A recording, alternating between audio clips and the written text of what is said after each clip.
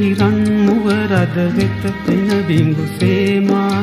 නිති ගෙපුයන වැද රඟතුන් පැණි සමනල සේනා සප්පමින ඔබ වෙන වැයූ මා වියස ගී ගැයූ සප්පමින ඔබ වෙන වැයූ මා වියස ගී ගැයූ හැමදාමත් යාළුවේ මම ඉන්නෙමි පාළුවේ මගේ පාළු පැලට එන්න කවුරුත් නෑ යාළුවේ